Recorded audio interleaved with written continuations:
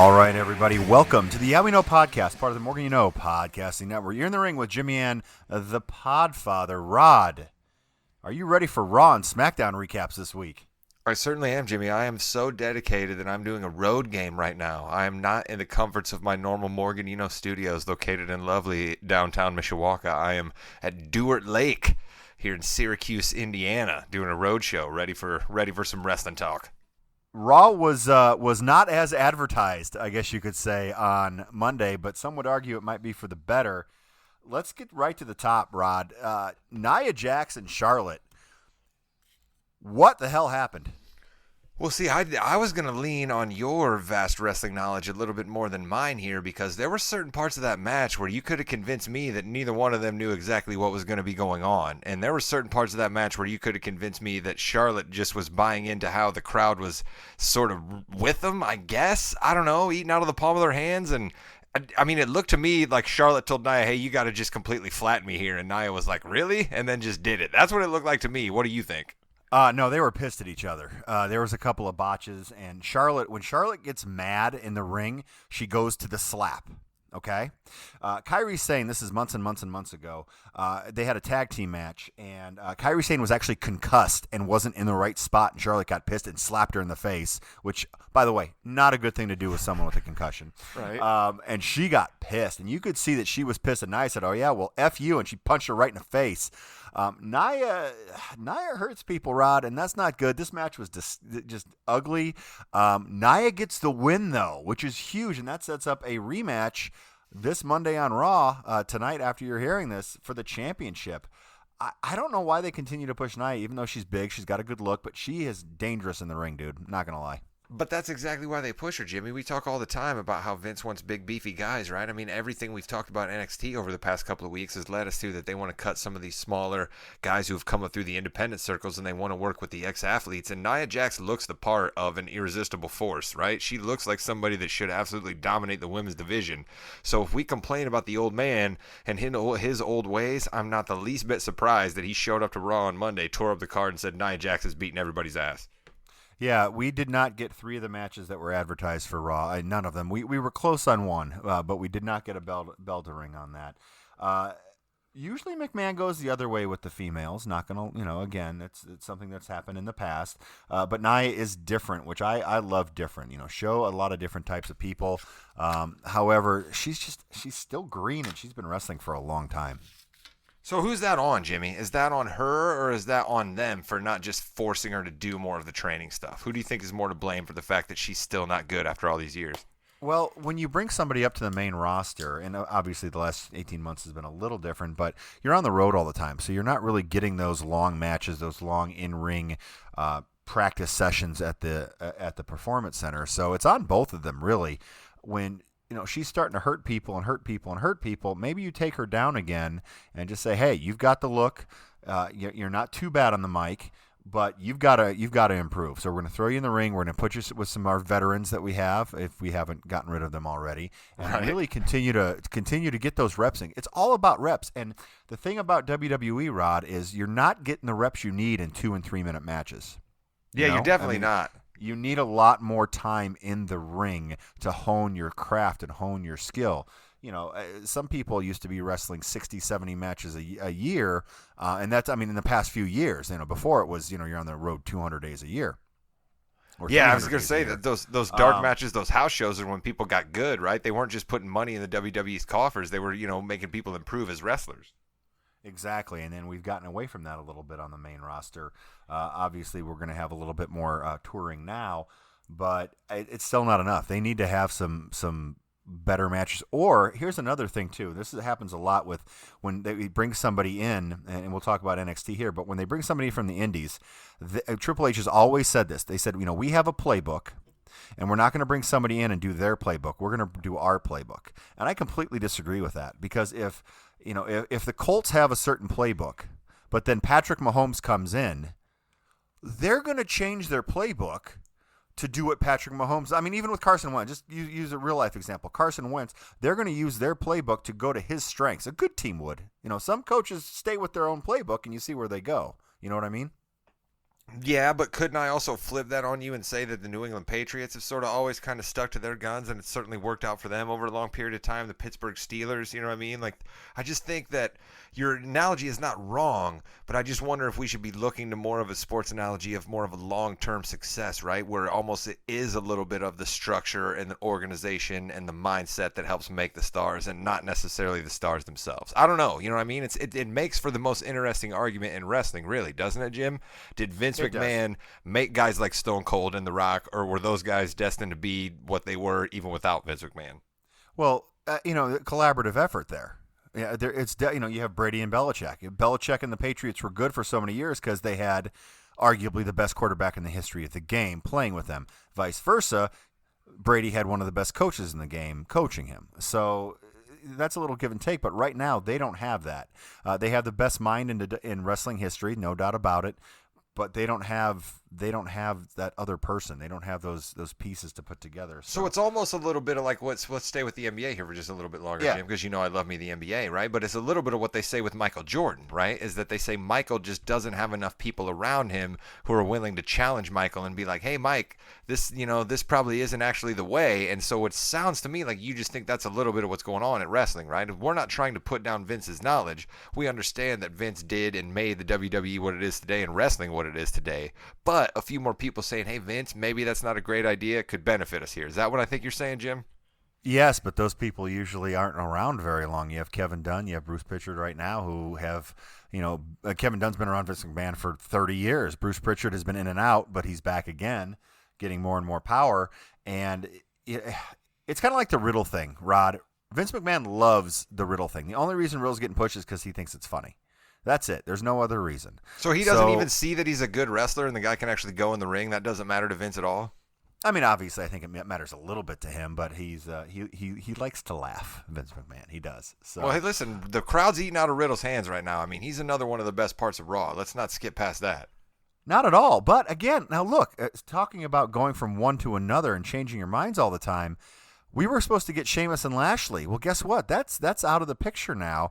It looks like to me they're going to go with Lashley and Orton, who just happens to be one half the tag team champions, with Riddle.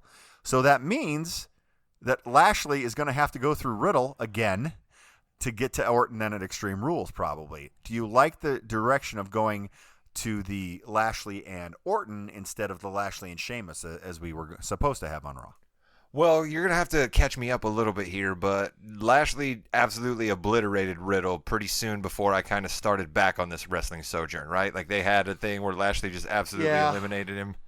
Yeah, it was I think it was U.S. title related. Yeah, he did.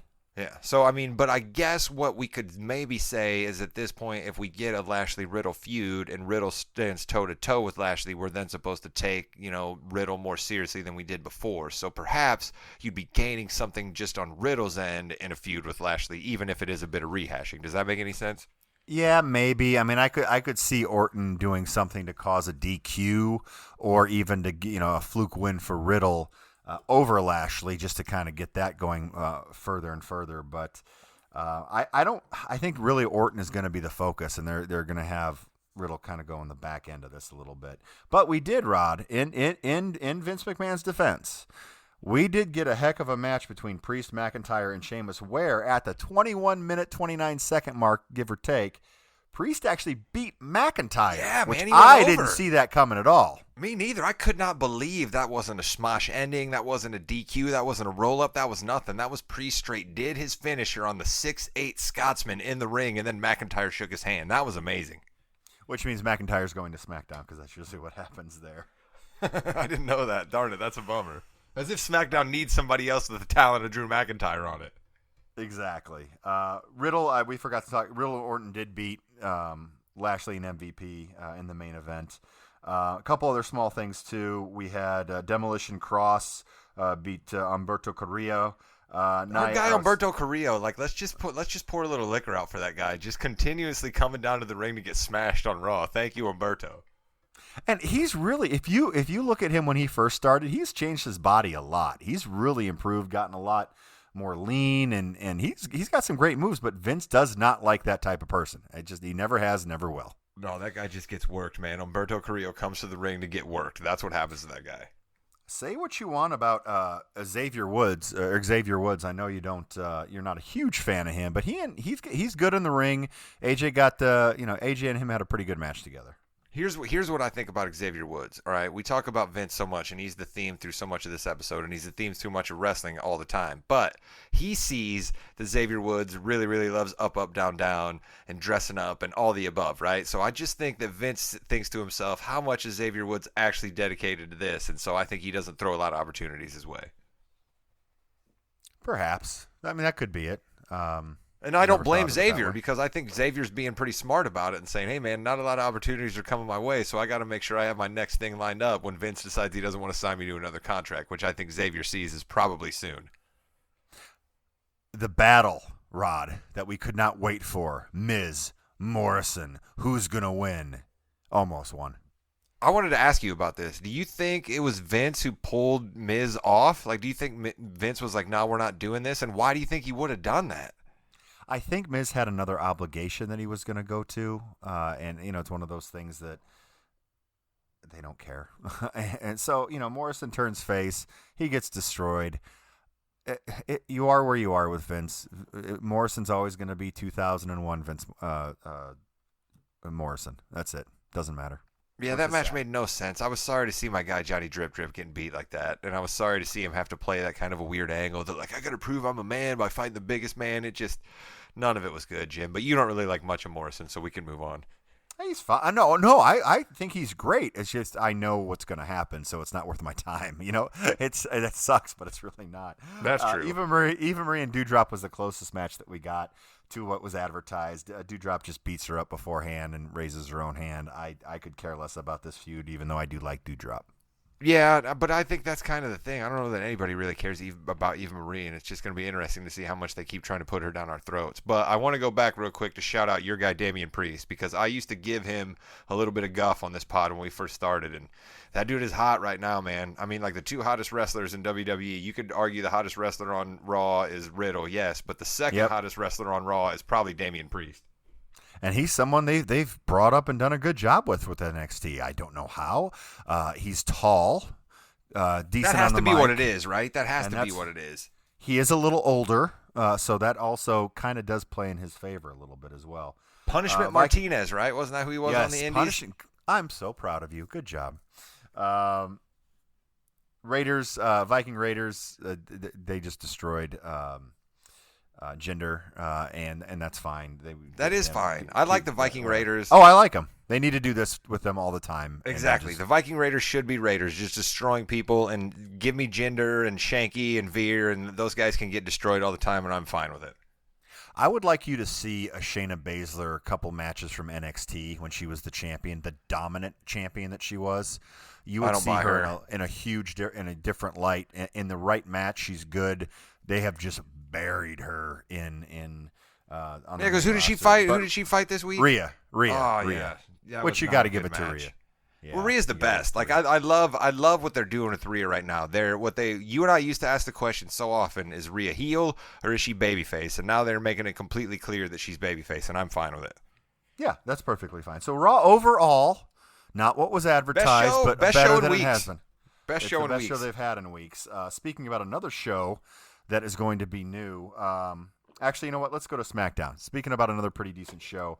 Well, it had a very good match. A couple good matches. The match at the end was great. I'm telling you, there was a couple of times where I thought to myself, it might go a different way. I really did. It was dumb of me to think that, but I was kind of like, are they going to give me a huge pop to try to steal some thunder here before AEW? So I just wondered about it. The Finn Balor-Roman Reigns match was fantastic, and you're seeing why Finn Balor is so good at what he does. They both did a great job. The ending was fine. I mean, yeah, I didn't like that they went through the finisher. I didn't like that. When with the kind of low blow for Roman Reigns, that was, that's unique. We haven't really seen that before. I don't like Finn getting choked out necessarily, but that's okay. But then afterwards, Rod, Roman Reigns is walking out. All of a sudden, red light, heartbeat. They look through Finn Balor's eyes. The demon is going to come back and ruined another gimmick by Vince McMahon by getting defeated by Roman Reigns at probably Extreme Rules. Are you excited about seeing the demon come back? So that's what that was. That wasn't a Brock thing. No, Okay, that was the Demon. because they gave us which I thought was brilliant. The Paul Heyman. I love that. Paul Heyman going back and forth with Kayla Braxton. Give me more of that every SmackDown Friday. He is fabulous with her. The Brock Lesnar ringtone is honestly genius. That is a good idea. I don't think that has been used before, and that's perfect here.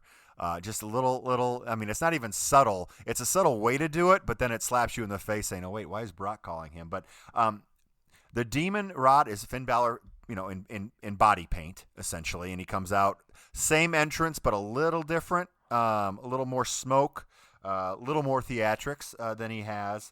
They're going to have another unbelievable matchup, but Finn Balor as the Demon has not lost. Okay, that's why they're doing it. That's why they're doing it. We talking Ever. what kind of face paint here? Are we talking like Kane face paint? Or are we talking what kind of face paint are we dealing with here? Body all over his face, red and black, big.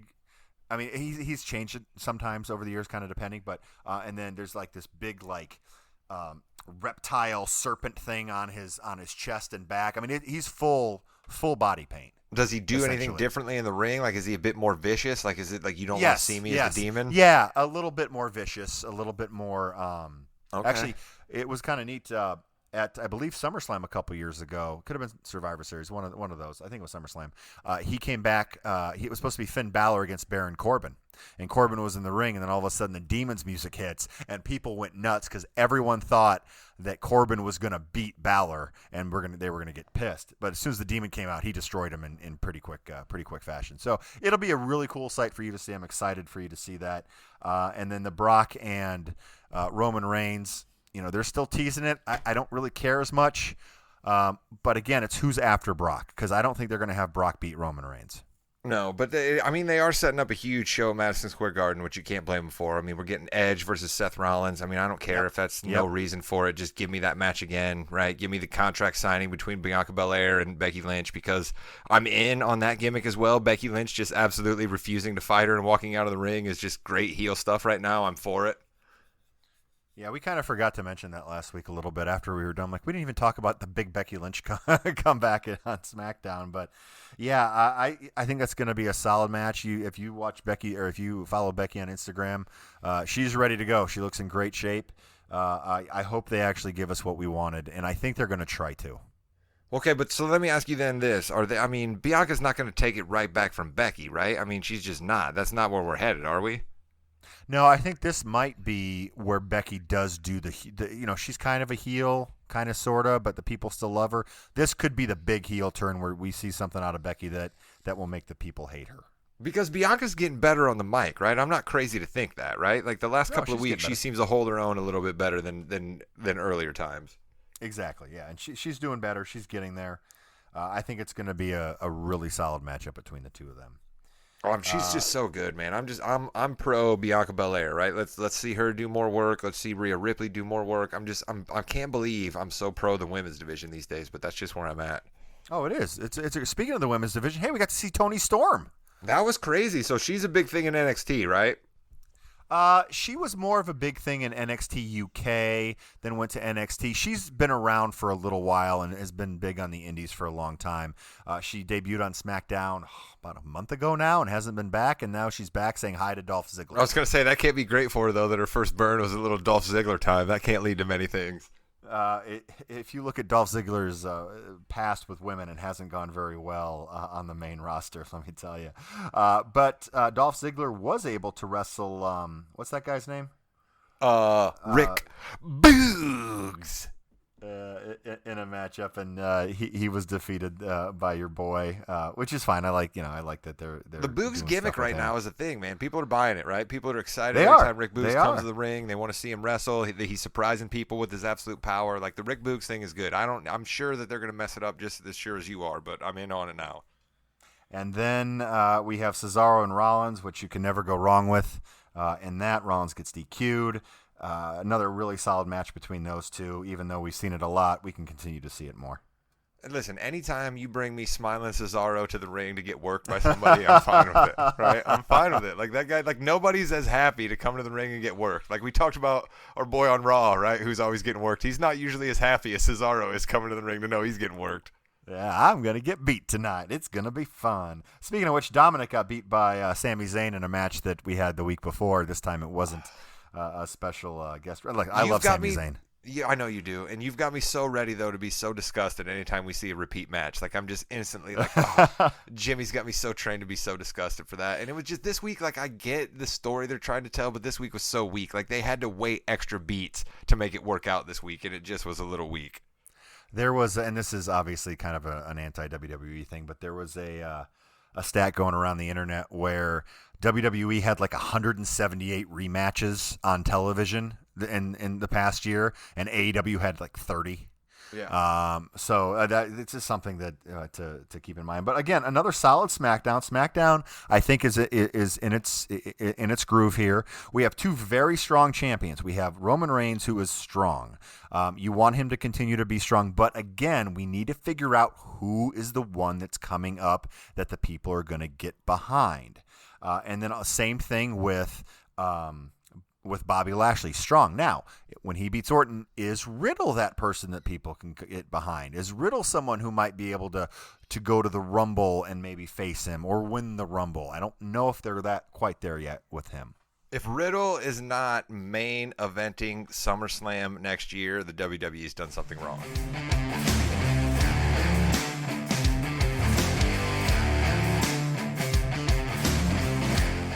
All right, everybody, we are back on the Yeah We Know podcast, and we've got a special guest.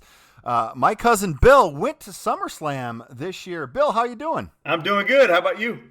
Oh, doing well. Can't complain, and really excited that we have a firsthand view of the event this year. Now, my first question to you is: did you go to Vegas specifically for SummerSlam, or was this a Vegas trip? And oh, by the way, SummerSlam's also happening.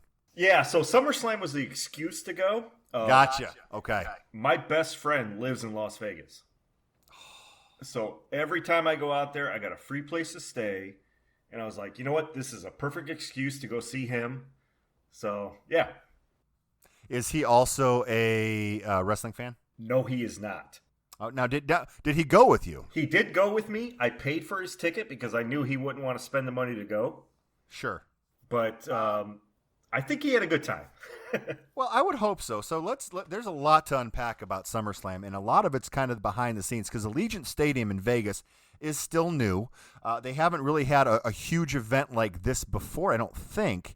What was your experience getting into the venue, and how do you think the venue itself looked? So getting into the venue, it was so easy. I couldn't believe it. It's like you go through a metal detector outside. It was like, I don't know, like 20 yards away from the stadium. You go through the metal detector, and they scan your ticket on your phone, and you walk right in, and you're in. You can do whatever you want. You know, you can walk around the building if you wanted to, but other than that, you're in, and it was real quick. So one of the things that happens at these big stadium shows are your sight lines sometimes aren't the best. Sometimes there's lights right in your face. Did you experience any of those, or did you have pretty decent seats? So we had good seats, but there was a light that was shining right in our face during the match. It was either like blue or purple or white, whatever. And there were even fans chanting, "Turn that light off, turn that light off."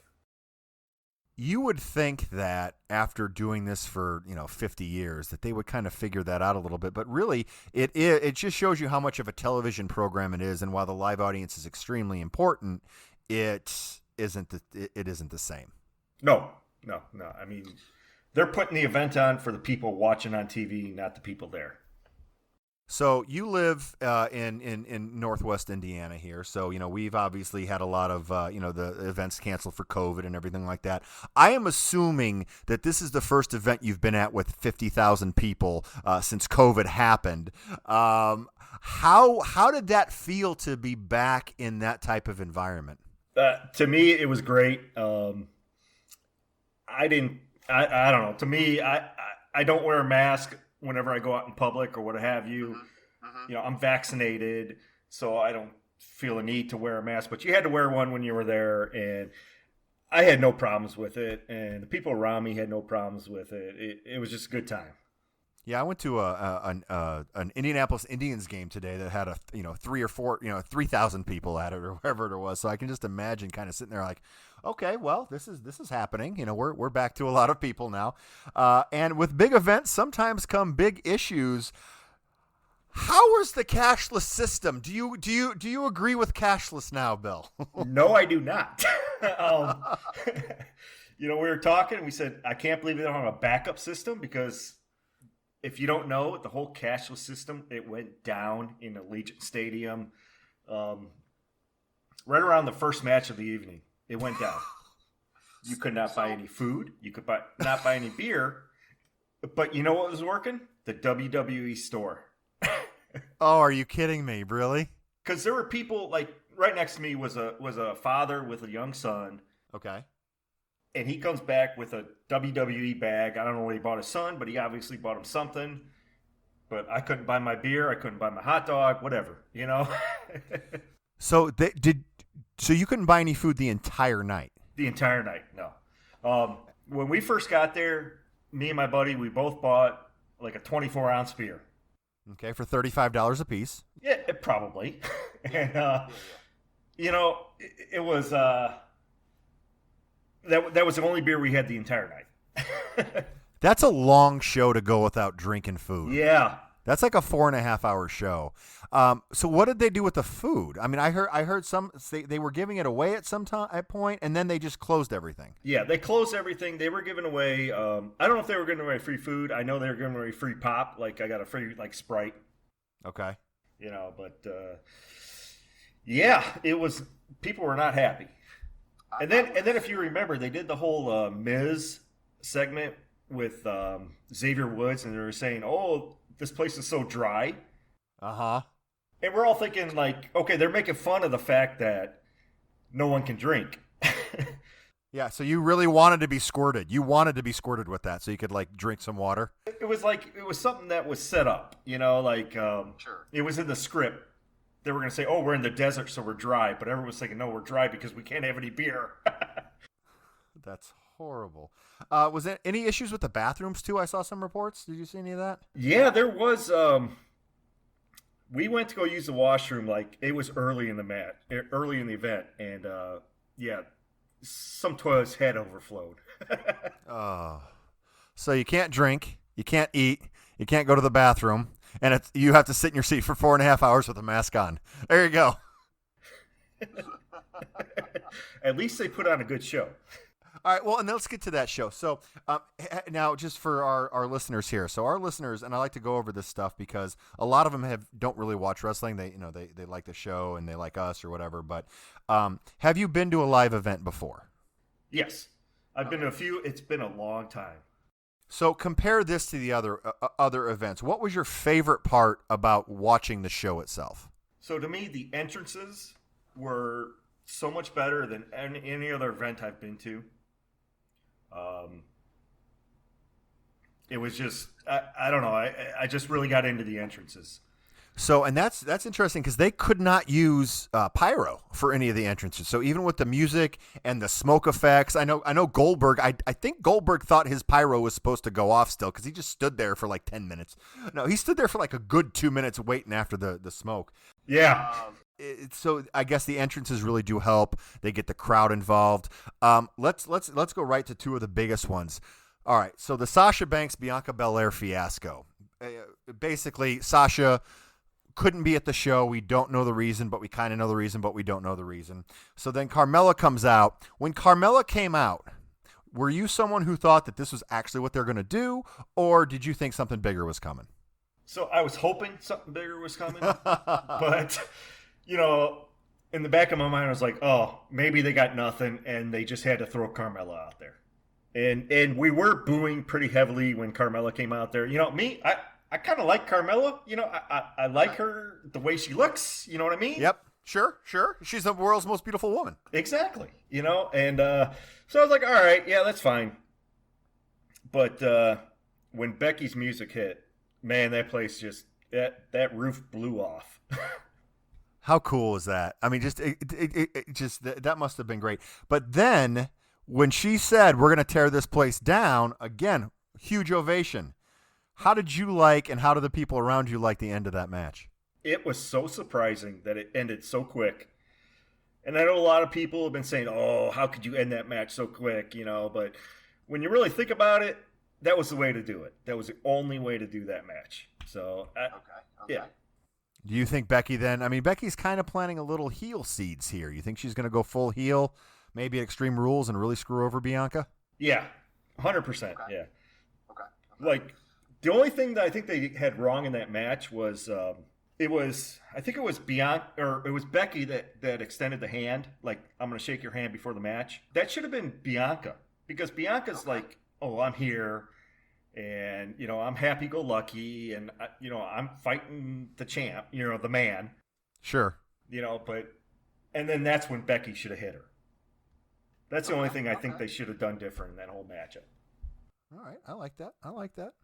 A couple other matches here, and then I know I want to talk about your favorite match. But so you've been kind of a wrestling fan for a while, right? I mean, I remember going to your house. I think it was to watch the Royal Rumble, the first one, or one of those. Like, this is a long time ago. I vividly.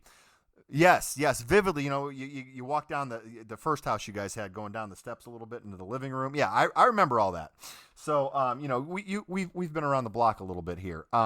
Seeing Lashley and Goldberg, and then Reigns and Cena, did that just hit every single one of your like high points along the way in wrestling? Just seeing all those guys. Yeah, I was a Goldberg fan back in the '90s, and Okay.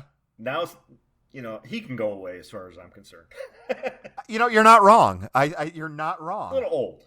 Yes, he is. And we were cheering for Lashley. I don't know if you could hear it on the TV, but the stadium was 100% behind Lashley on that match. Okay, so they were pro Lashley. Nice. Well, and I think so. I mean, Goldberg is a nice. You don't want Goldberg being your champion. You don't want him being in world title matches. And Goldberg's lost a lot here recently, so you bring him back. And Rod and I were talking about this a couple weeks ago. Bring him back and have him squash some people. Put him in a program with someone, have him beat him. That's fine. He just doesn't need to be in the championship. Put him in there against the Miz. Sure, have him beat the Miz. Who can't beat the Miz? And then Reigns and Cena, which was a solid match. Cena. Say what you want about Cena. Always been really solid. Who were the people behind there? Were they behind Cena or Reigns? It was 50-50. It really was. Okay. You had like I guess you say like the little kids, you're all behind Cena. Sure. The older people are behind Reigns. And I'm rooting for Reigns. Cena, he's there to draw tickets, to draw eyes to the event, but he's another one, okay, he's had his time. I think you and I are on the same page with this. Like, this is all well and good, but who is going to be the John Cena in 15 years? We need to build those people up now, and they really aren't. So of course they want to go more of a youth movement, right? So who do they bring out at the very end? Brock Lesnar. Place goes nuts. Were you expecting Brock there at all? No, I was not, and I gotta say I probably popped louder for Brock than I did for Becky. Oh, wow. And it seemed like people did, because I think that was more of a surprise. We all knew Becky was coming back here soon, but apparently it was a surprise to everybody. I heard that Roman was given a couple different things that could have happened at the end, but it was a last minute, hey, we need to bring Brock in because the CM Punk thing. And they brought him in, and they're teasing him. They're on SmackDown. Brock called Paul Heyman, so I think that was more of the surprise there. So those are some of the bigger matches. But your favorite match of the night, what was that? That had to be Seth and Edge. Solid matchup. That stole the show. Do you think the right person won? Oh, absolutely. Yeah, Edge needed a win. He needed a win coming back because he's been kind of beaten a little bit by that. So overall, your experience at the show, positive? Yeah, it was positive. Like I said, they put on such a good show. For me, not having beer, that hurt a little bit. But, the the show they put on was great.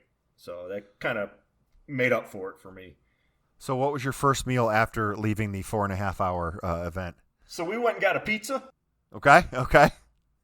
Had a nice little pizza. We had a nice pizza afterwards. We got McDonald's before the event too, because I told my buddy, I'm like, you know what? It's like 3:00 out there. I'm like, we got to get some pizza or some food before this event starts. Great call, dude. Great. Can you imagine? Be like, hey, I'm good. We had lunch at like noon. We'll get food there. No. What a great call. What a great call. You are, and then right before we go here, you're watching the AEW show right now, right? And in fact, Ruby Soho just came out. Okay, so that was a long rumored Ruby Soho coming out, and then all over Twitter right now, they said the best cage match ever happened between Lucha Brothers and Young Bucks. Thoughts on that one? Yeah, I don't know if it's the best cage match ever. A lot of high spots in that match, a lot of blood. Okay, so your typical Young Bucks, like high spot centric typical match. AEW match, you know? Okay, yeah, typical AEW, definitely different than WWE for sure. Absolutely, yep. Awesome. Well, hey, thanks a lot for coming on, Bill. Really appreciate it. And if you're always welcome back, especially if you're our on-site correspondent for some of these events that go to Vegas. And of course, if there's other events in Vegas and you know somebody who likes wrestling and you can invite somebody, that'd be cool. Hey, Money in the Bank is in Vegas next year, Allegiant Stadium.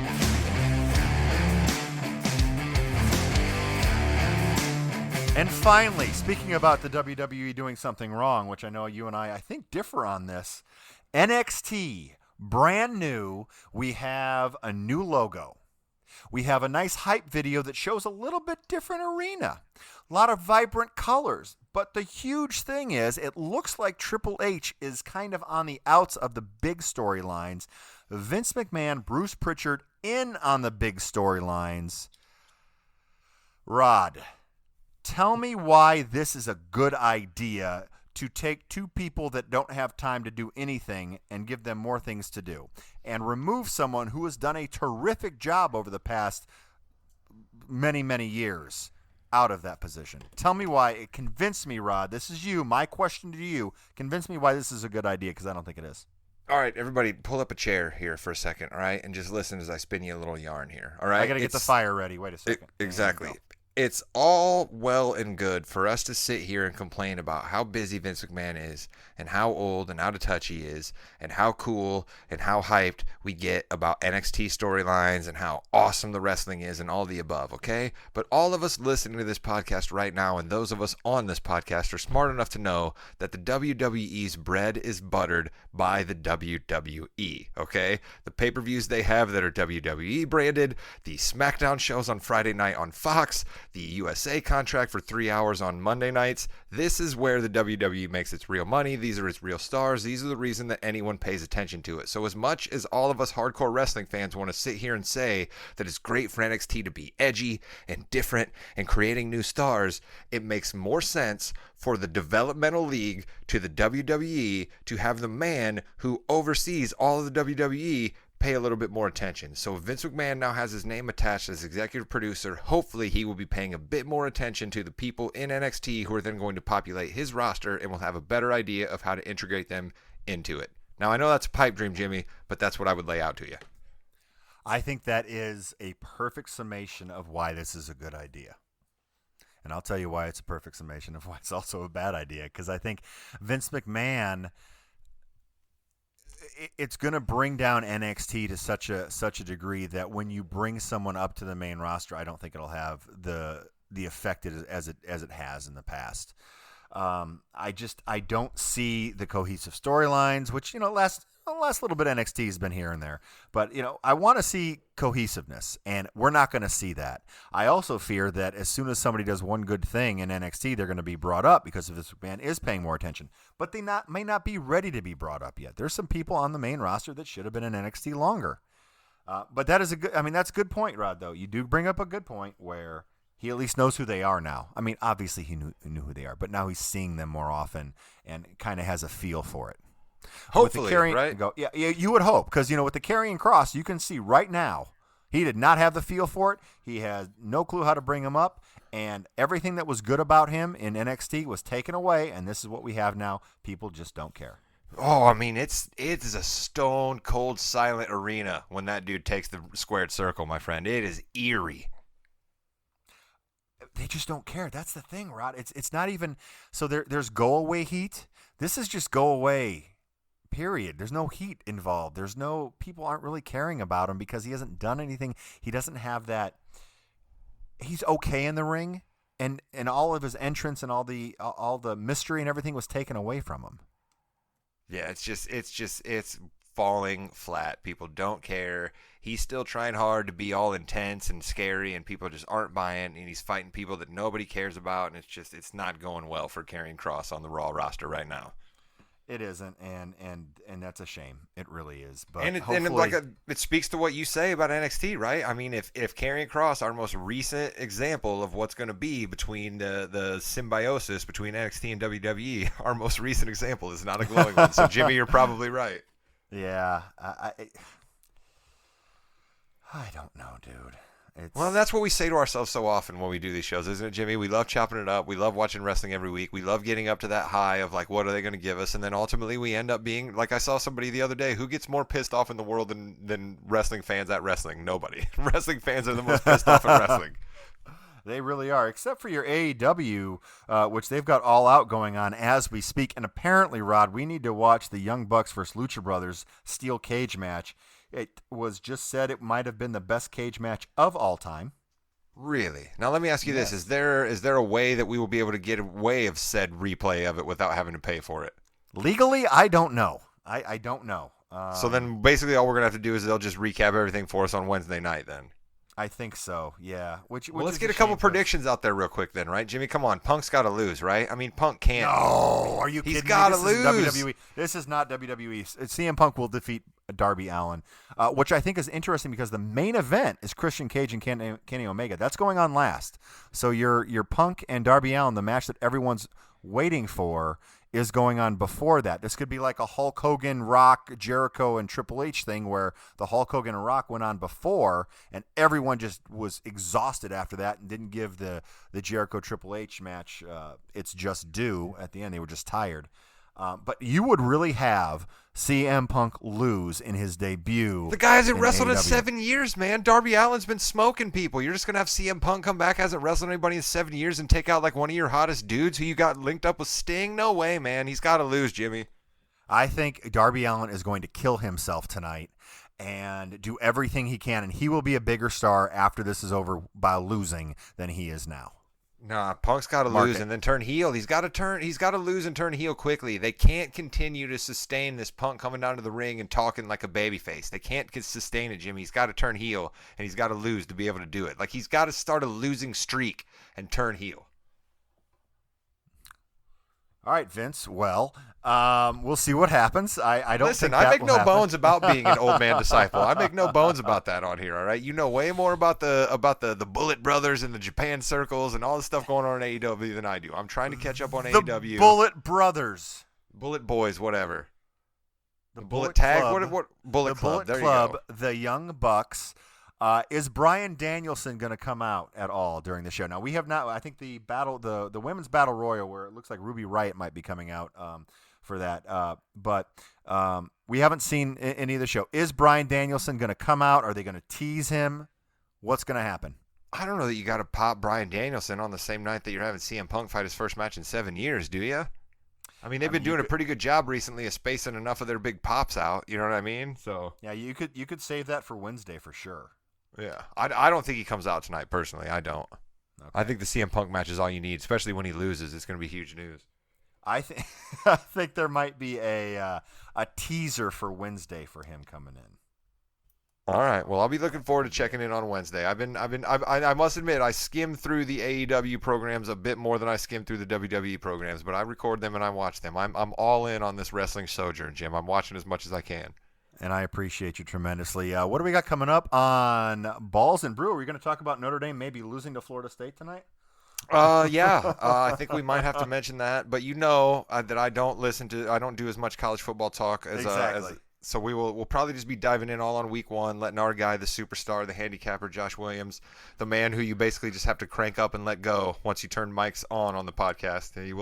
He'll make his picks, and we'll do that. And then just as of right now, before games kick off, listen to our 2-hour mega football preview spectacular that you did quite a good job of putting together, my friend. I know that was a difficult one to throw together, and I appreciate you. Especially when one of the correspondents is doing it from a bar. That was fun.